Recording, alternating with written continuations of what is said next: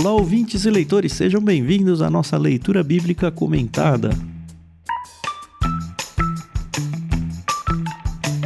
Eu sou o Thiago André Monteiro, vulgo Tan. Estou aqui com a Carol Simão e com o Thiago Moreira e hoje é dia da gente conversar sobre Levítico 21. Vamos voltar a falar sobre instruções para sacerdotes. Pode parecer chato o título, mas o capítulo é bem legal. Bom dia, tudo bem? Oi pessoal, tudo bem? Aqui é a Carol Simão. E a gente já começa aquele clima de despedida, né? Falta pouco agora. Já? Em menos de 2 meses acaba o livro de Levítico. Com um mês de férias no meio do caminho, né? Exatamente. Mas quem estiver ouvindo aí, depois que tiver tudo publicado, vai numa sentada. Hein? Verdade. Bom dia, pessoal, tudo bem? Como o Tan falou, chegamos em Levítico 21 para falar um pouquinho sobre sacerdotes novamente. Nós mencionamos isso algumas vezes aí durante as gravações. Alguns acham que nós temos uma estrutura em forma de quiasmo, aquela estrutura que vai e volta, né? No livro de Levítico, que tem o dia da expiação bem no meio, e aí fala sobre, até onde nós fomos semana passada, né? Sobre aquelas instruções gerais para o povo, e agora volta a falar para o sacerdócio, né? Então nós estamos na penúltima sessão, eu diria aqui, de Levítico, né? 21 e 22 vai ser a penúltima sessão, e aí depois a gente vai pra reta final aí. Mas muito bom estar junto com vocês aí, começando mais um trechinho aqui de Levítico. Show! Eu queria agradecer o pessoal que tá no Discord e lembrar vocês, ouvintes, que vocês podem estar com a gente. É só acessar bit.ly/leitura coletiva. É uma comunidade de leituras coletivas, é uma comunidade onde a gente transmite os nossos podcasts ao vivo, então você pode ver o nosso rosto aqui quando você estiver assistindo as gravações. E por lá você pode, por exemplo, deixar a mensagem de créditos do programa, que inclusive hoje vai ser entregue por uma das nossas apoiadoras, a dona Renata Kamimura, que tá na plateia aqui. E já prometeu o áudio, hein, Renata? Não vai me deixar mal aqui na hora da edição e falar, e aí, cadê o áudio da Renata que não chegou, né? Mas vamos lá, um recadinho da Renata aí pra vocês.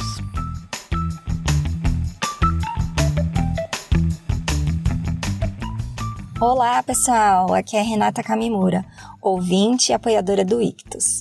Hoje eu tô aqui na plateia do Discord assistindo a gravação ao vivo e eu super recomendo essa experiência pra vocês. Porque além da gente se sentir mais parte do projeto e da própria leitura, a gente fica mais próxima dos apresentadores, que são essas pessoas incríveis. Bom, quero aqui dar os créditos para a editora Mundo Cristão, por fornecer os direitos da NVT, e a Maria Lídia pela bela trilha sonora. Também quero recomendar vocês para lerem o descritivo do episódio, assim vocês podem se envolver financeiramente com esse projeto. Combinado? Por hoje é isso, fiquem agora com o episódio de Levítico 21.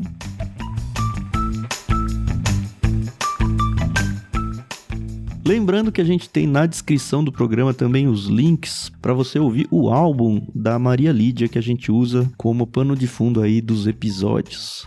Antes da gente entrar no bloco único, vai ser o capítulo 21, lembrei que o Thiago falou aí, ele sempre fala do quiasmo. Vocês sabem a origem desse nome, quiasmo? Não. Você tem ideia, Thiago? Sim.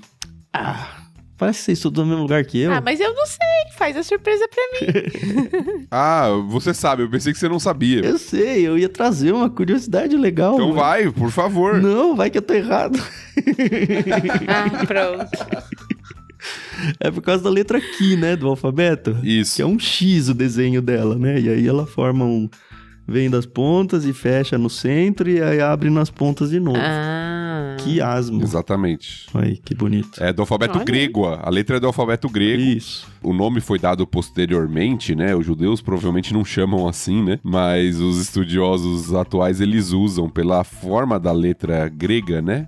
Como o Tan falou, esse nome para identificar essa estrutura na poesia hebraica. Que legal. Inclusive o Ki tá no nome Ictus, né? Ictus é peixe, em grego. Uhum. E aí o CH que aparece aí no começo é um Ki, que é a primeira letra de Christos. Eu espero ter tido uma pronúncia razoável aqui. Para Cristo, né?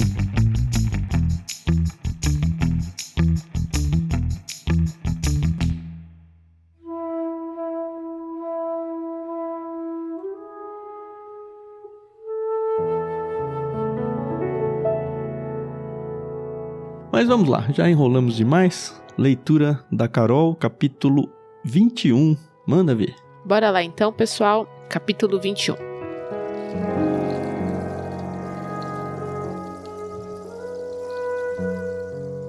O Senhor disse a Moisés: dê as seguintes instruções aos sacerdotes, os filhos de Arão. Nenhum sacerdote deverá se tornar cerimonialmente impuro por causa da morte de alguém do povo. As únicas exceções são seus parentes mais próximos, mãe ou pai, filho ou filha, irmão ou irmã virgem que dependa dele, uma vez que não tem marido. Nesse caso, poderá contaminar-se. O sacerdote não deverá contaminar-se e tornar-se cerimonialmente impuro por causa de algum parente de sua esposa. Os sacerdotes não rasparão a cabeça, não rasparão a barba rente à pele, nem farão cortes no corpo. Serão consagrados ao seu Deus e jamais desonrarão o nome de Deus, pois são eles que apresentam as ofertas especiais para o Senhor, ofertas de alimento para o seu Deus. Os sacerdotes não se casarão com uma mulher contaminada pela prostituição, nem se casarão com uma mulher divorciada do marido, pois o sacerdote é consagrado ao seu Deus. Tratem-no como santo, pois ele traz as ofertas de alimento perante o seu Deus. Considerem-no santo, pois eu, o Senhor, sou santo e santifico vocês. Se a filha de um sacerdote se tornar prostituta e desse modo se contaminar, também contamina a santidade de seu pai e deverá morrer queimada. O sumo sacerdote ocupa a posição mais elevada entre todos os sacerdotes. O óleo da unção foi derramado sobre sua cabeça e ele foi consagrado para vestir as roupas sacerdotais. Nunca deixará o cabelo despenteado, nem rasgará suas roupas em sinal de luto. Não se contaminará por aproximar-se de um cadáver. Não se tornará cerimonialmente impuro, nem mesmo por causa de seu pai ou de sua mãe. Não deixará o santuário, nem contaminará o santuário do seu Deus, pois foi consagrado pelo óleo da unção de seu Deus. Eu sou o Senhor. O sumo sacerdote somente se casará com uma virgem. Não se casará com uma viúva, nem com uma mulher divorciada, nem com uma mulher contaminada pela prostituição. Sua esposa deverá ser uma virgem de seu próprio clã, para que ele não desonre seus descendentes entre o povo, pois eu sou o Senhor que o santifico. Então o Senhor disse a Moisés: dê as seguintes instruções a Arão. Nas gerações futuras, nenhum de seus descendentes portador de algum defeito físico estará qualificado para trazer ofertas de alimento ao seu Deus. Nenhum homem que tenha algum defeito estará qualificado, seja ele cego, aleijado, mutilado ou deformado, ou tenha o pé ou o braço quebrado, ou seja corcunda, ou anão, ou tenha um olho defeituoso, ou feridas na pele ou sarna, ou testículos defeituosos. Nenhum descendente de Arão que tenha algum defeito se aproximará do altar para apresentar ofertas especiais para o Senhor. Uma vez que tem defeito, não poderá se aproximar do altar para trazer ofertas de alimento ao seu Deus. No entanto, poderá comer do alimento oferecido a Deus, das ofertas santas e das ofertas santíssimas. Mas, por causa de seu defeito físico, não passará diante da cortina interna, nem se aproximará do altar, pois contaminaria meus lugares santos. Eu sou o Senhor que santifico esses lugares. Moisés deu essas instruções a Arão, a seus filhos e a todos os israelitas.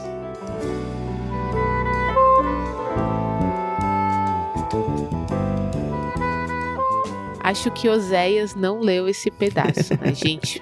Tô brincando, tá? Pelo amor de Deus. A gente já gravou sobre Oséias. Não, mas é uma brincadeira bem útil pra gente. Porque Oséias casou com uma prostituta. Então, mas ele conhecia e deve ter sido muito mais doloroso pra ele obedecer essa ordem de Deus, sabendo que ele tinha essa restrição. Mas Oséias era sacerdote? Essa é uma boa pergunta. Ele era profeta. Oséias era profeta. Bem lembrado. É claro que não deixa de ser difícil pra ele, né, a situação Sim, ali sim. como profeta, mas não se enquadra nessa regra específica, né, do sacerdote em si. Verdade. Sim. Bom, a gente tem um resumo aí do capítulo 21 pra gente começar a conversa. São basicamente diretrizes para a conduta dos sacerdotes, especialmente a parte que tem a ver com impureza cerimonial. E a gente já tá falando isso há tanto tempo, né? E vale lembrar que a gente tá iniciando essa parte de instruções, elas não acabam nesse capítulo, tá? As instruções específicas para os sacerdotes vão até o verso 16 do capítulo da semana que vem. Aí vai entrar sacerdotes e também leigos a partir do verso 17 até o fim do capítulo da semana que vem também.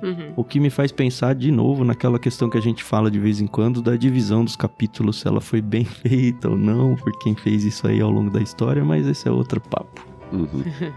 E a gente observa um refrão nessa sessão, assim como a gente tinha visto também no episódio anterior, que tá não só no capítulo 21, como o Tan falou, mas no 22 também, com a expressão "Eu sou o Senhor que o santifico". Toda hora, né, aparece isso. Aparece 6 vezes, 3 nesse capítulo que a gente acabou de ler, versículo 8, 15 e 23, e mais 3 no capítulo da semana que vem, que fecha a sessão, 9, 16 e 32. Sim. Então é um refrãozinho que lembra o porquê, inclusive, das leis e de todo esse cuidado que o sacerdote deveria ter, como aquele que a gente já tem visto, já falou sobre isso, aquele que está fazendo a mediação entre o povo e Deus, né, por meio dos sacrifícios ali realizados, todo o cuidado e como Deus estava agindo ao santificar ali, não só o sacerdote, mas o próprio povo, né?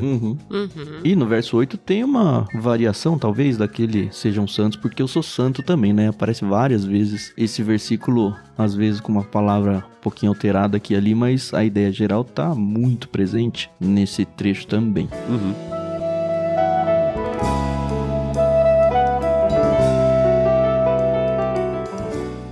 Bom, um pouquinho de contexto de novo, a gente já viu no capítulo 19, 2 semanas atrás, né? Que tocar num cadáver ou entrar na casa ou na tenda de uma pessoa que tinha um morto ali dentro tornava uma pessoa impura. Então é bem razoável que apareça essa restrição aqui para os sacerdotes que vão oficiar e eles não podem, enfim, se tornar impuro por causa disso. A gente tem, por exemplo... Aparece aí, né, entre os versos 1 a 4 aí, esse negócio de tocar um corpo deixa a pessoa impura. E a gente já viu nos outros capítulos que essa impureza dura 7 dias. Sim. Sabe, o sacerdote tinha que estar sempre preparado para lidar com, enfim, as coisas sagradas lá, as coisas que eles tinham que fazer. Então ele não podia nem arriscar tocar num cadáver, e como eu disse, é bem razoável, né? Mesmo o de um parente, no caso de um sacerdote que não fosse um parente muito próximo. Aí a gente tem as exceções aí para eles, né? Mãe, pai, filho ou filha, irmão ou irmã, e ainda assim, nesse caso, só os que estão meio que morando em casa ainda, os que já se casaram e saíram de casa, nem esses mais.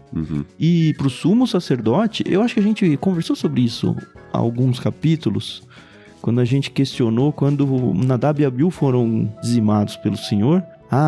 Por que Arão podia ou não podia e tal. Eu, se não me engano, até vim para esse capítulo na época.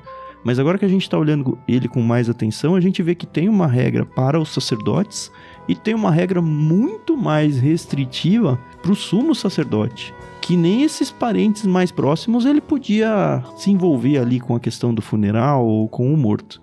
No caso de Arão, a gente leu lá, Deus fala que ele não deveria nem chorar pela morte dos filhos. Sim. Porque foi um juízo de Deus ali, né? A gente comentou sobre isso, mas estava envolvida essa questão, né? Da pureza também. A gente chegou a comentar no episódio passado, eu acho, ou há 2 atrás, eu não lembro exatamente quando a gente voltou a esse tema, que quando a gente conhece a Bíblia como um todo, né? Isso vai nos dando compreensão maior do que está acontecendo em outros textos, né? Sim. A gente mencionou a parábola do bom samaritano, que o sacerdote passa pelo homem que está ali desmaiado na estrada, que ele não sabe se o homem tá morto ou não, e vai embora. Sim. E a gente olha assim e fala assim, olha que falta de compaixão, né? Olha que sacerdote. Mas tem uma lei aqui, ele não pode tocar em cadáver, né? Então, eu notei isso também, que eu falei, a gente tem um mau julgamento desse sacerdote que passa lá, como se ele tivesse de má vontade ou alguma coisa. Não, ele era com zelo da lei ali. Sim. O que faz a gente pensar, assim, para os dias de hoje, onde a gente não tem mais essa lei, como representava ali para os israelitas, mas se até para aquela situação Jesus meio que condena a ação do sacerdote, ou no caso a não ação do sacerdote em ter misericórdia pelo que tinha sido assaltado lá, sendo que ele tinha uma lei de Deus, não vou nem dizer para se proteger, mas para obedecer, sabe? Como que a gente lidaria com essas coisas hoje? Onde a gente tem princípios divinos, princípios muito claros às vezes, como para esse sacerdote com certeza era muito claro que ele não podia tocar num morto. Não é que, eu só vou ficar impuro. é que ele estava desobedecendo uma lei direta de Deus. Ainda assim, Jesus fala, ele escolheu mal, parece, sabe? E como é que a gente lida com essas questões zona cinza nos dias de hoje, sabe? É difícil essa resposta. É, porque a gente tá mais acostumado a seguir a letra da lei do que o espírito dela, né? Jesus vai falar muito sobre isso no seu ministério, né? Tanto do lado em que algumas exceções à lei são feitas, quanto do lado de até expandir a dureza da lei, vamos colocar assim, né? No Sermão do Monte, por exemplo, os religiosos estavam satisfeitos simplesmente em não adulterar, estavam cumprindo a lei. Aí Jesus fala assim, ó, se você olhou com intenção impura, você já feriu o espírito da lei, né? Você pode estar dentro da letra da lei, mas o espírito da lei já foi ferido. Do outro lado, a mesma coisa. Ah, no sábado você não pode fazer nada, mas e se seu irmão estiver precisando de ajuda? Você não vai ajudar porque é sábado? Jesus cura um homem no sábado, na sinagoga ali, e as pessoas querem apedrejá-lo por causa disso. E ele fala, olha, não é lícito fazer o bem no sábado? Né? Então, quando a letra da lei supera o espírito da lei, né? Mas como é que a gente desenvolve esse discernimento? Porque às vezes, nesse caso do adultério que você falou, por exemplo, é muito fácil julgar, é muito claro. Eu tô tendo um pensamento impuro com uma mulher, é fácil falar isso é errado. No caso do sacerdote aqui, não é tão fácil falar isso é errado, porque a minha ação foi para obedecer uma lei, sabe? Se eu fizer o contrário, eu desobedeço a lei. Daí a gente tem que entender o porquê da lei, né? No caso do sacerdote, lógico, ele tinha que estar puro para oferecer sacrifício. Vamos tentar fazer um raciocínio lógico aqui. O sacerdote tinha que estar puro para oferecer sacrifício em favor do povo, ou seja, para benefício do povo ali diante de Deus. Ou seja, a função sacerdotal, ela tinha um papel que era para benefício do próprio povo. Aí imagina a parábola, né? O sacerdote passa, tem um homem ali que talvez esteja morrendo. Ele deixa o homem morrer para não ferir a lei, ou seja, só que a lei era para beneficiar o povo, e ele deixa o homem morrer para não ferir a lei. Então eu acho que é algo nesse sentido que Jesus está fazendo, né, no sábado. Sim, com certeza, mas é um discernimento difícil. É difícil. É que a gente não vive sob lei nesse sentido como nação, né? Como povo de Israel. Mas vamos pegar princípios bíblicos importantes, vamos colocar assim. Primeira coisa que está vindo na minha mente. Você não deve deixar de congregar, você deve fazer parte de um corpo local de cristãos, você deve ser assíduo numa igreja local e tal, ok. Mas tem um domingo específico ou até um período de tempo que ou eu vou estar ali presente frequentemente todo domingo, ou eu vou ajudar alguém que está precisando numa necessidade que vai me fazer ficar afastado um período. Às vezes eu falo assim, não vou porque não posso faltar. Mas às vezes a necessidade da pessoa é maior, vamos colocar assim. Talvez seria algo nesse sentido, apesar da gente não ter uma lei específica. Não é fácil. Sim. Recentemente eu li um livro cristão, a gente tá lendo lá na igreja, né? Usando na escola bíblica. E aí o autor traz uma ilustração mais ou menos nessa linha que você falou. O cara é um pastor da igreja, ele tem a responsabilidade de pregar à noite. E aí ele tá meio doente, pegando uma gripe e tal. E ele tinha se planejado para ir a um hospital visitar enfermos no período da tarde. E aí ele tem a decisão, vou visitar os enfermos lá e de repente evangelizar, etc. Mas, cara, se eu for, eu vou piorar. Esse é o dilema lá. E aí pode ser que eu não consiga pregar à noite. Ou eu deixo para visitar os enfermos amanhã, na segunda-feira. E aí, enfim, tem toda a questão do capítulo se desenvolvendo lá no livro. E aí ele fala, a sabedoria dele trouxe que não vou hoje, vou priorizar o culto à noite e aí amanhã, se eu estiver bem, eu vou lá fazer a visita. E aí segui o capítulo. E na minha cabeça eu falei, mas e se alguém morreu? E não recebeu a visita dele ali, sabe? É um negócio que a gente muitas vezes não vai ter essa resposta. Sim. E no caso de Israel aqui, eles acabaram de ver o Nadab e o Abiú morrerem. Deus já enfiou o dedo na cara do Arão e falou, você toma um atento aí que não é pra você se envolver com esse negócio aí. E um pouquinho na frente na história, não, tudo bem. Vamos salvar o cara que tá assaltado ali na estrada. E eles falaram, que hora que mudou a coisa? Nunca mudou? E como é que eu vou ter realmente o discernimento de que hora que é pra eu ser restrito e não vou sei lá, irritar Deus a ponto dele vir com seus raios e arrebentar comigo, ou não? Fica com essa bucha aí, vocês que estão ouvindo. Não, é que a gente gosta de ter todas as respostas, né, e talvez ter todas as exceções, né? Aqui pode, aqui não pode, aqui pode, aqui não pode. Mas Deus não faz isso muitas vezes, né? Ele faz com que a gente use, de fato, sabedoria, né? A gente tem um exemplo de Davi que comeu o pão que era só pro sacerdote. Pois é, então. Então, você tem essas questões, né? No próprio Antigo Testamento, a gente tá falando do Novo com Jesus, mas não é por ser Novo Testamento. No próprio Antigo Testamento, Davi comeu de um pão que ele não podia comer, mas por causa de uma situação específica de necessidade. E a gente já viu isso, né? De que Deus, ele é um Deus que... Ele não é aquele Deus tirano que... Bom, não importa o motivo. Você quebrou a regra aqui, agora você está consumido. Uhum. Não parece que foi isso que aconteceu com Nadab e Abiú, entende? Não parece que foi isso que aconteceu com outras pessoas que sofreram juízo imediato de Deus. Parece que é algo que envolve não apenas a ação em si, como... foi sem querer, mas porque bateu na questão da lei eu fui punido. Não, parece que envolve motivação, intenção e uma série de coisas, né? Verdade. Eu acho interessante a gente estar falando desse negócio da lei, mas a gente ainda vai estudar mais pra frente, acho que não em Levítico, mas a gente vai estudar, por exemplo, quando eles vão até Jericó e conhecem Raabe, que é uma prostituta, né? E pela lei eles não podem... Eu sei que eles não têm relações com ela ali e tal, mas eles sabem que ela é uma prostituta, né? Pois é. E a gente vai ver, enfim, que Deus usa as pessoas, né? Independente ali do que elas fazem, né? Dependendo da circunstância, né? Uhum. E não só usa, Carol. Usa, transforma. E eu diria que muitas vezes exalta. Isso pode parecer estranho pra gente, porque Mateus capítulo 1, a genealogia de Jesus, aparecem 5 mulheres só na genealogia, porque não é comum aparecer mulher. Uma delas é Raabe. Sim. Pois é. Não aparece Sara, não aparece Rebeca. Não, aparece uma galera lá que você fala, estranho, hein?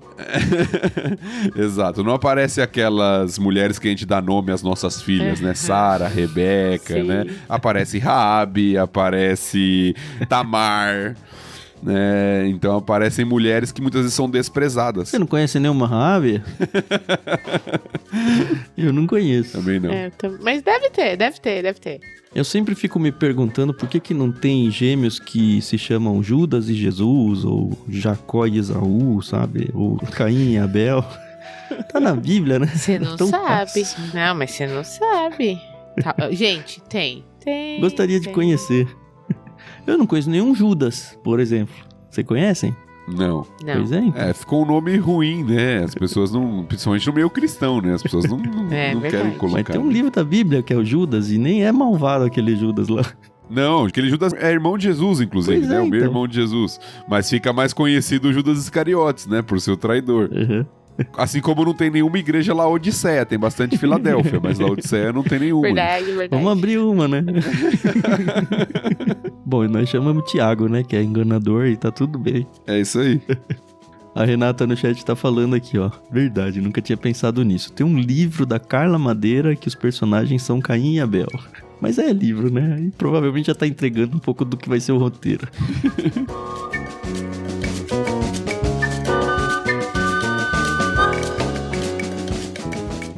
Bom, no verso 5 a gente tem aí, ó, raspar a cabeça, raspar a barba, não fará cortes no corpo. Cortes no corpo a gente já falou recentemente, né? Mas é estranho, por que não pode raspar a cabeça? Por que não pode raspar a barba, rente a pele? Basicamente eram marcas comuns na adoração de outros deuses ali, que tinham um quê supersticioso ali de luto. Então é Deus mais uma vez preservando principalmente os líderes ali, né? Os sacerdotes, de que, olha, vocês oficiam a adoração a Deus. A adoração de vocês de forma alguma pode se parecer com a adoração dos ímpios. Esse não chega a ser o levirato, né? Não. Não, aqui o que eu tô falando basicamente é aquela questão das coisas na pele, né? Isso. Tanto nos pelos, né? Uhum. Raspar o cabelo, coisas do tipo, quanto fazer ali marcas no corpo, né? Alguma espécie de mutilação ali, aparentemente, né? Uhum. É a questão da associação com os cultos e com as cerimônias de luto dos outros povos. Isso já era proibido, inclusive, pro judeu comum, quanto mais pro sacerdote, né? Uhum. Exato.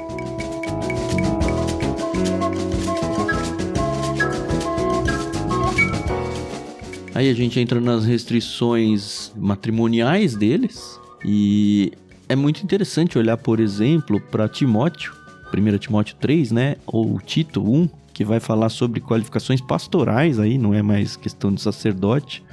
Mas caminha meio perto, né? As coisas aí.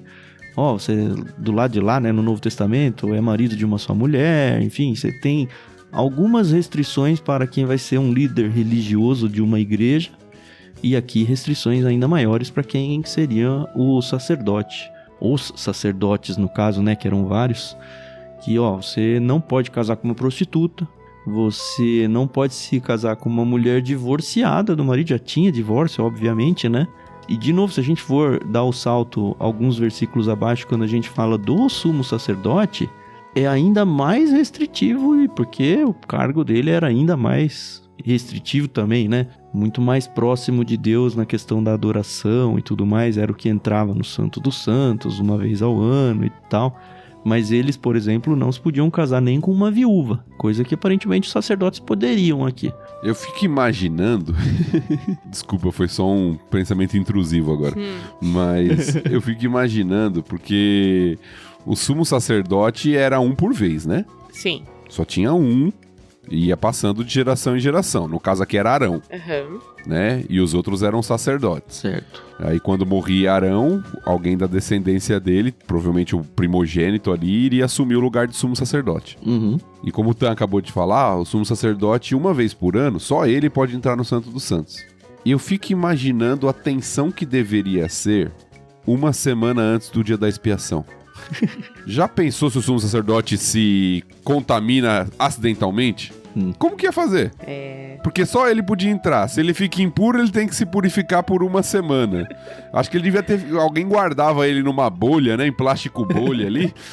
Covid da época, né? Deixa ele ali com máscara. Por uma semana, porque eu fiquei pensando nisso, né? Como que só ele pode fazer? Lembrando que ele podia se tornar impuro por causa de uma doença. Sabe? Sim, sim. Sim, ou por algo acidental, né? Exatamente. Mas o que é mais interessante é que esse é um pensamento intrusivo de um pastor. Não acho que é intrusivo, eu acho que é natural se a gente tá envolvido com o texto, né? Então, mas é uma coisa que eu não penso, entende? Eu também não pensei, viu, Carol? Uma coisa que eu pensei foi, cara, qual seria o problema de um sumo sacerdote casar com uma viúva? Porque, enfim... ele não tá indo contra, sabe? Ele não tá fazendo uma sacanagem nem nada, indo atrás de uma prostituta, lá adulterando com alguém. Cara, a mulher ficou viúva e um sumo sacerdote provavelmente é um cara idoso, sabe? É comum um idoso se casar com uma pessoa mais velha e se foi viúva, qual é o problema? E foi legal, porque eu achei uma resposta. Pelo menos uma sugestão de resposta de um dos comentaristas. Certo. Ele diz o seguinte, olha só. No caso dos sacerdotes, não tinha problema se casar com uma viúva. Essa restrição ao sumo sacerdote garantia que o próximo sumo sacerdote e os próximos sacerdotes comuns que descendessem dessa união tivessem uma linhagem inquestionável. Porque, de repente, ele já tinha filhos do primeiro casamento, ou a mulher já tinha filhos do primeiro casamento, e aí ele ia se casar com ela, e aí? Quem que é a linhagem de sacerdotes, e principalmente de sumo sacerdote, que era algo hereditário? Aí eu falei, faz sentido. Eu não tive esse pensamento intrusivo, mais ou menos, né? Porque a pergunta, pelo menos, eu fiz, né? A resposta eu não falei, cara, não tenho a menor ideia qual seria o grande problema. Tá aí, né? Mas aí... Essa resposta, ela tem várias camadas, né? Porque, Sim. Assim, o sumo sacerdote era um só. E, claro, que era um por vez, como a gente acabou de dizer. Mas quem seria o próximo sumo sacerdote? E se na hora que ele é empossado, ele morre? E aí, quem é o outro? E aí, ser casado com uma viúva? Entendeu? Tem camadas aí. Pois é, então. Sim. Lembrando que o sacerdócio foi instituído por Deus... dentro de uma questão que é de pai para filho mesmo, né? Ele escolheu uma tribo, dentro dessa tribo uma família, que é a família de Arão, para serem os sacerdotes ali. Então, o que acontecia era passando de pai pro filho, geralmente o primogênito, né? Que era aquele que herdava. Então, a questão que o Tan levantou, foi a mesma explicação que eu achei, é que se ele casasse com uma viúva e essa viúva já tivesse filho, então o filho mais velho seria o filho da viúva, o que corromperia a linhagem. Pois é, Sim. então. Porque não foi da linhagem dele, né? Então poderia ter um problema aqui dessa forma como Deus estabeleceu. Sim. Se hoje em dia dá treta isso só com questão de herança, por exemplo, imagina ali. Sim. E a questão da prostituição que a gente lê no texto pode parecer até estranha e até óbvia, né? Bom, o sacerdote não pode se casar com uma prostituta, mas a gente tem que lembrar do contexto das nações ao redor de Israel, onde a prostituição cultual, a gente já falou sobre isso, era muito comum. Então, líderes religiosos, entre aspas, de outros povos terem relações com prostitutas era extremamente comum, por mais louco que isso pareça na nossa cultura. Porque era o exercício do culto religioso, entre aspas, ali, né? O sacerdote e a prostituição cultual. Mas isso era proibido em Israel, evidentemente. E eu penso assim, que Israel ficou 400 anos, né, no Egito. Então, por mais que eles soubessem que eles eram um povo separado, né, de Deus, com certeza eles se envolveram ali... Na adoração, você diz? Na cultura. Certo. Então, muitas coisas se tornaram normais, entre aspas, para eles, né? Então, eu entendo que todas essas ordenanças e essas repetições e como Deus vem e fala, olha, eu sou santo, por isso que vocês têm que ser santo, é porque era uma coisa muito enraizada neles, né? Não, 400 anos é coisa pra caramba. Exatamente. Se a gente voltar na história do Brasil, a gente volta quase pro descobrimento, sabe? Brasil colônia. Sim. Comparar com o que é o Brasil hoje. Pois é. Né? E o texto, sem dúvida, o que a Carol falou é muito interessante, porque o texto tem essa preocupação constante. Olha, não façam como os povos da terra que vocês vão, não ajam como os egípcios. Josué, lá no final do livro, ele vai dar a última palavra dele preocupado com isso também. Olha, escolham quem vocês vão servir, né? O Deus dos amorreus, na terra que vocês habitam. Acho que não funcionou muito, né? Mas... então. Mas toda essa preocupação da não contaminação, por causa que Israel vivia no meio de outros povos que tinham outros costumes e outra cultura. Né? Pois é. Exatamente. E a gente tem que lembrar também que o Egito, ele era uma grande nação, né? Então, ele tinha ali acordos com outras nações. Então, assim, de novo, é que a gente tem essa ideia, né? Que o povo da Bíblia era aquele povo meio matuto, né? E não é assim, longe disso, né? A gente tem que ter essa noção, né?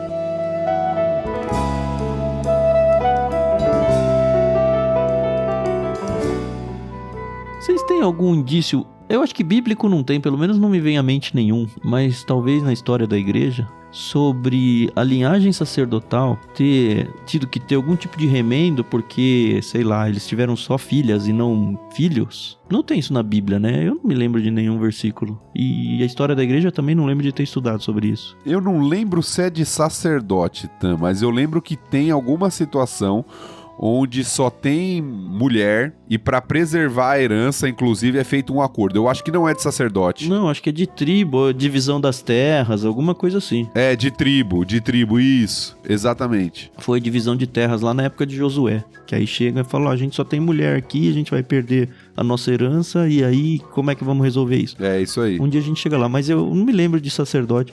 Eu não sei se depois de encerrada a Bíblia isso aconteceu, né? Mas se não aconteceu, é surpreendente ver como Deus cuida disso, né? Dessa linhagem, de não deixar acontecer. Sim.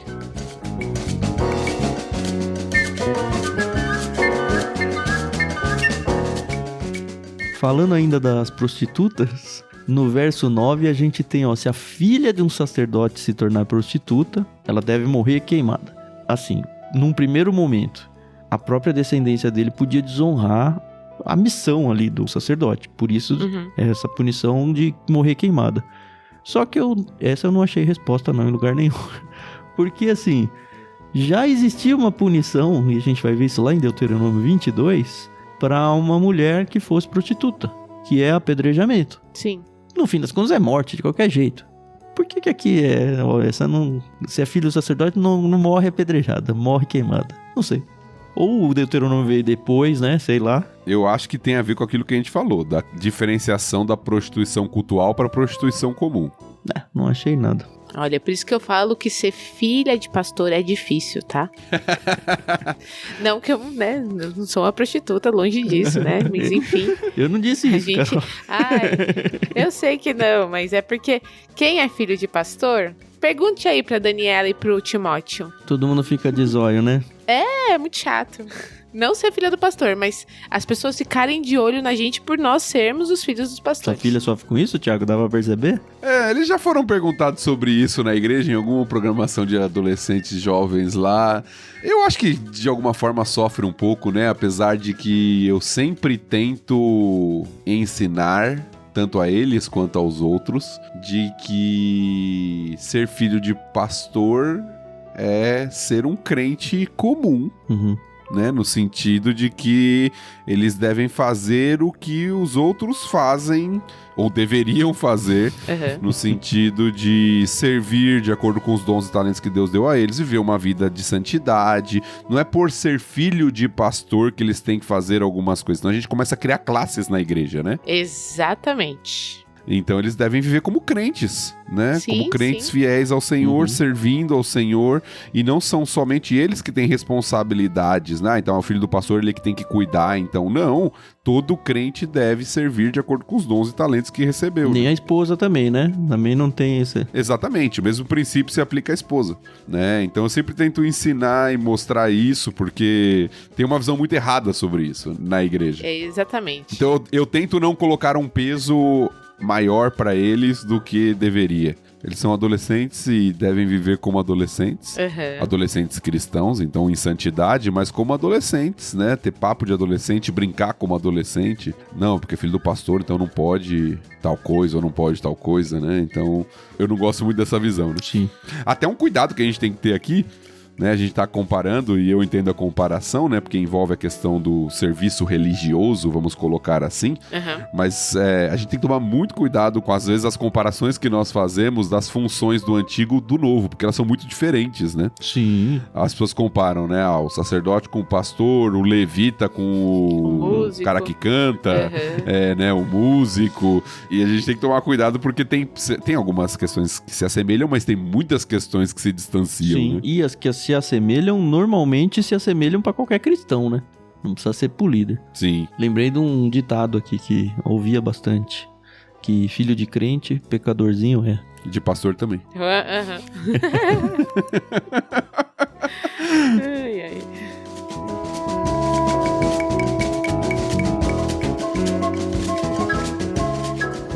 A partir do 10 a gente tem muito explícito a questão de que o sumo sacerdote é mais elevado do que os outros sacerdotes, então ele vai ter, como a gente já mencionou em algumas coisas aí, né? Ele vai ter algumas restrições ainda maiores e o texto vai andar um pouco mais focado na figura do sumo sacerdote em relação ao sacerdote que a gente viu até o verso 9, 8, 9 aí por aí. Eu acho que isso tem a ver, como a gente já tem falado, né, com a função. Sim, com certeza. Não é que o sumo sacerdote é mais importante, melhor. A função é mais importante, né? Exato, a função dele, né, é uma função que só ele pode fazer.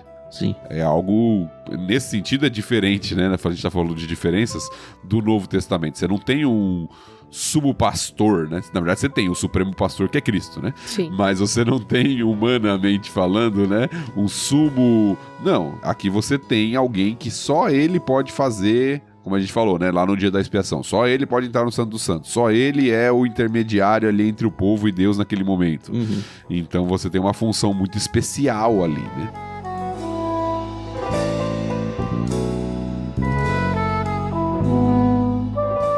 É interessante notar também, a partir do 16, algumas restrições, não necessariamente de conduta, mas restrições físicas até que existem. E a gente, nos dias atuais, pode pensar, pô, mas que culpa a pessoa tem, sei lá, de nascer com algum defeito físico, ou de sofrer algum acidente que venha mutilar ela ou deformar de alguma forma. E tem vários exemplos aqui, né? Tem o pé, o braço quebrado, sabe? Corcunda, anão, um olho defeituoso, ferida na pele ou sarna, testículo defeituoso aí, pensando na questão da linhagem dele, ou pelo menos no risco de gerar uma linhagem, não gerar, né? Uma linhagem no caso. É interessante ver que Deus preserva, e eu acho que vai muito em linha até a questão de ofertar a Deus um animal perfeito. Um animal com imperfeições não pode, porque de alguma forma ofende a santidade de Deus, isso fazer parte de um culto. E pensando nos sacerdotes que fazem, né, essa oferta, também seria algo, não sei se imundo é a palavra que a gente já usou tantas vezes, né, mas seria algo que desonraria o cerimonial de toda a coisa. Então Deus fala, olha, essas pessoas elas não podem participar, oficiar como sacerdotes, porém você tem direito sim de receber as ofertas de alimento que são destinadas, porque enfim, você é da família dos sacerdotes, né? Eu não vou te desamparar no seu sustento. Sustento então tá garantido para você, mas você não pode participar da adoração, não. Eu achei um autor, fez uma associação que eu achei interessante com essa questão que o Tan falou dos animais. Não é uma questão de culpa ou não, né? Realmente a pessoa não tem culpa de nascer com algum defeito físico, coisa do tipo, mas questão de representatividade, de visualização, né? Então, por exemplo, você tinha animais que eram animais sacrificiais. Esses animais não podiam ter defeito nenhum. Tem que ser perfeito lá, tal, um tipo específico, que humanamente a representação era o sacerdócio. Certo. O sacerdócio também não poderia ter defeito fisicamente, tal. Aí você tem os animais que são puros, não são animais sacrificiais, mas são animais puros. Aí a representação seria o povo de Israel. E você tinha os animais impuros, que a representação seriam aqueles que estão fora da comunidade de Israel. Então o autor fez essa associação de representatividade dos próprios animais. Tem animais que são para sacrificiais, e os sacerdotes são aqueles que inclusive oferecem esses animais, também deveriam seguir aquele padrão. Você tem os animais puros, o povo de Israel devia seguir esse padrão. E você tem os animais impuros, que são aqueles que estão fora da comunidade de Israel. Será que não é uma interpretação muito freestyle da Bíblia? Então, não sei. Eu gostei, tá? Apesar do meu comentário aí. É uma... Ele só fez uma alusão de associação, né? De paralelo, né? É interessante. Mas eu também não lembrei de nenhum texto bíblico que deixa isso muito explícito, não. Posso estar só com a memória ruim. E cada vez pior tá a minha memória, viu? Não sei como é que tá de volta. É que vocês têm 10 anos a menos que eu, né? Não tem 10 anos. Mas não. Meu Deus do céu, como eu tô assustado com isso. A Carol deve ter 10 anos a menos. Não, eu acho que eu sou 11 anos a menos. A Carol é da década de 90, mano. A Carol é 20. Então. Eu sou de 90. Eu vou fazer 36 anos. Uma vez, um parêntese aqui, nada a ver com o episódio. Uma amiga da família, ela foi ter bebê, né? Aí a gente foi visitar, eu e minha esposa. Aí a enfermeira entrou no quarto, né? E falou o nome dela e a data de nascimento. Aí a data de nascimento era de 90. Aí minha primeira reação foi, não, tá errado, né? Pensei, né? Não falei, ainda bem. Que bom. Pensei assim, porque eu falei, não, ela é minha amiga, ou seja, ela é da minha década, não de 90, né? 90 são esses jovenzinhos, né? Pois é, gente. Mas quando eu penso que 18 anos atrás eu já era maior de idade, dá um negócio assim no coração, sabe?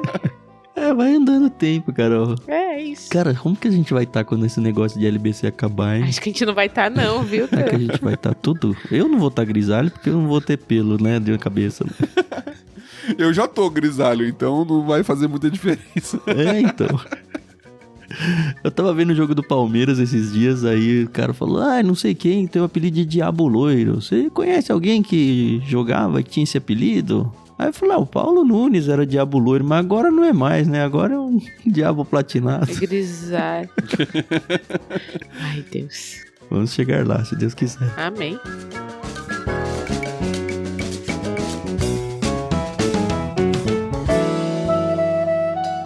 Eu não tenho mais nada pra esse capítulo. Ele é um capítulo direto também. Passou sacerdote, o sumo sacerdote. Vocês têm alguma coisa bombástica aí pro final? O Thiago normalmente traz umas explicações boas. Não, mas eu acho que é isso mesmo. A gente foi comentando em paralelo, né? O sacerdote e o sumo sacerdote. Então acabamos comentando meio que junto à medida que a gente ia passando pelos versículos aqui. O Tanto destacou agora o final, né? De que tinha essa misericórdia de Deus que, mesmo que o sacerdote não pudesse agir como sacerdote, se ele tivesse algum defeito físico, ele podia participar da mesa, ou seja, ele lembra que o sacerdote dependia disso, né? Totalmente. A linhagem sacerdotal, os levitas, eles não tinham um trabalho, né? Eles não tinham colheita, terra específica, eles ficavam no meio do povo ali pra servir. Aí você imagina, você nasceu nessa família pra servir como sacerdote, você não tem outra função, e aí você não pode porque você tem um defeito físico, como você vai sobreviver? Então Deus estende ali a graça e a misericórdia para que eles possam sobreviver ali, mesmo não podendo exercer o sacerdócio em si, né? Será que eles trabalhavam com alguma coisa? Ou será que eram tipo um inválido do INSS no Brasil, assim, sabe? Eu acho... Bom, o texto não fala, mas eu acho que não, porque os sacerdotes, ele vivia dentro do clã dele, o clã dele era um clã específico para cuidar dos utensílios do tabernáculo, posteriormente do templo, das ofertas. Talvez ele pudesse fazer alguma coisa como os levitas faziam, né? Não oferecer sacrifício, mas cuidar dos utensílios ali do tabernáculo, do templo, mas o texto não fala, né?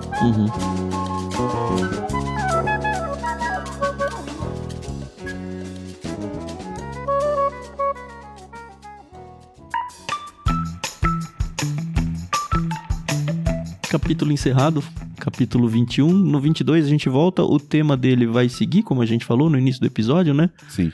Pelo menos uma boa parte do capítulo vai continuar falando sobre essas instruções para os sacerdotes. E no final do capítulo, instruções mais para um povo leigo. Legal, eu tô gostando, eu não sei se vocês estão empolgados. Sim. Outro dia eu vi um meme, né? De uma professora amiga, que a professora pergunta pros alunos assim, entenderam? Todo mundo, sim! Aí ela fala, então podem fazer. Aí eles falam, o que é pra fazer, professor?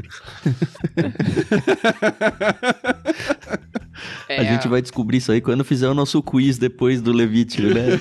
Pois é. Ai, pior que deve ser muito verdade isso aí nas salas de aulas. Ah, é, com certeza. Com os alunos no seminário, é verdade?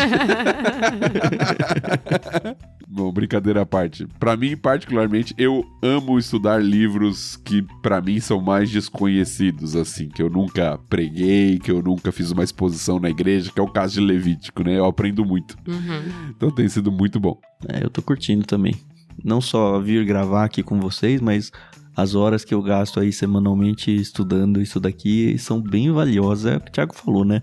É como se a gente estivesse lendo a Bíblia, os textos mais conhecidos pela primeira vez, porque a gente passa meio batido nesses textos quando a gente faz leituras comuns e não dá tanta atenção. Sim.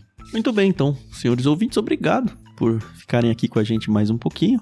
Não se esqueçam de orar por nós, por favor. Terminou o episódio, lembra, compromisso de vocês, orar pelo projeto, orar por cada um de nós três. Ajudar outras pessoas a encontrar esse projeto também, né? Por que não? Não para tornar a gente famoso, a gente já falou isso 800 vezes, mas vamos falar mais pelo menos umas 100. Mas para que Deus seja honrado através do nosso ministério aqui. E se você quiser honrar o nosso ministério também, você pode fazer parte, por favor, faça, tá? A gente precisa de novos apoiadores, bons apoiadores aí, para que esse ministério continue em pé. Então, se você quer ajudar a gente financeiramente, convido você a visitar aí a descrição do programa, a gente tem todas as formas de fazer isso por ali. E fica finalmente o convite de novo para você vir pro Discord. Vem pro Discord. Eu sei que, vou instalar um aplicativo novo, que isso, que aquilo. Vem, a gente quer conhecer vocês, a gente quer estar pertinho de vocês. Vocês têm a oportunidade de bater papo com a gente, de bater papo com outras pessoas também que conhecem o projeto, outros cristãos, a maioria deles, pelo menos. E criar um vínculo, assim. Eu acho que depois de adulto a gente vai perdendo o poder de fazer novas amizades, sabe? E aqui é um espaço bom pra fazer isso. Um espaço que o pessoal respeita muito, um espaço que não tem aquelas discussões de grupo que a gente tá acostumado aí e tanto odeia, né? De ficar falando um monte de coisa que não tem nada a ver. É um espaço gostoso. Então vem, bit.ly/leitura coletiva. A gente espera vocês ali e provavelmente eu mesmo vou dar as boas-vindas e se não for eu, outros farão, com certeza. É isso, semana que vem a gente volta. Tchau, tchau. É isso aí, pessoal. Muito obrigada pela paciência, a audiência de vocês e, por que não, a participação daqueles que estão aqui com a gente no Discord. É uma delícia e é muito bom ser surpreendida pela Bíblia diariamente, né? Então, a Bíblia realmente ela é nosso alimento espiritual E vamos nos fartar disso, né? Nada de gula, mas essa eu acho que seria uma gula boa, né? Boa. Até mais, pessoal.